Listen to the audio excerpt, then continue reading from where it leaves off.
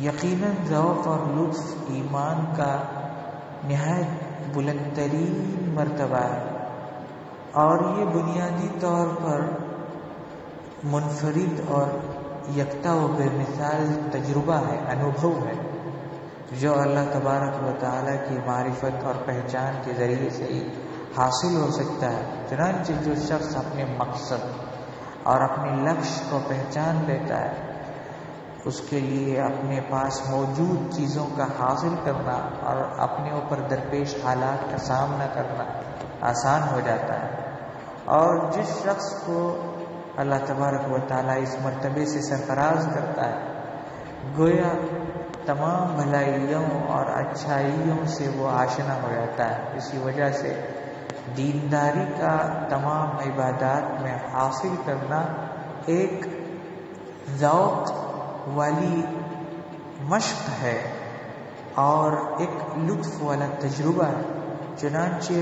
روزے، نماز اور زکوٰۃ اور حج کا اپنا ایک لطف اور ذائقہ ہے، جہاد کا اور فی سبیل اللہ مرنے کا اور گناہوں سے توبہ و استغفار کرنے کا بھی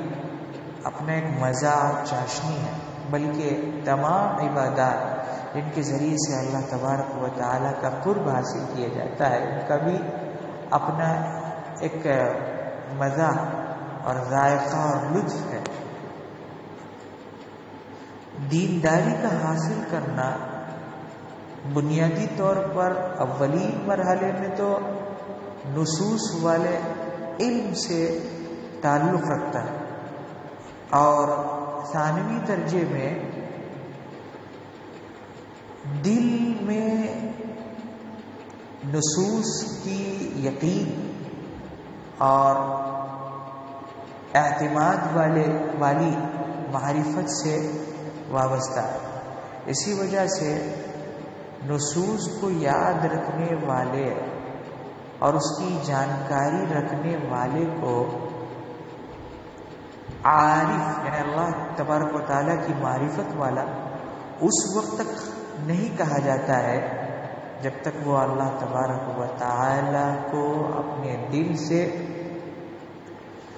ذوق اور احساس اور شعور کے اعتبار سے پہچان نہ لے۔ اسی وجہ سے قرآن پاک میں اللہ تبارک و تعالیٰ نے کہا ہے، انما یخشی اللہ من عبادہ العلماء۔ اللہ تبارک و تعالیٰ کی خشیت اور اس کا ڈر جانکار لوگ ہی رکھتے ہیں، اور خشیت انہی لوگوں کو حاصل ہو سکتی ہے جو اللہ تبارک و تعالی کی ایسی واقفیت اور معرفت رکھتے ہیں جس طرح معرفت حاصل کرنے کا حق ہے۔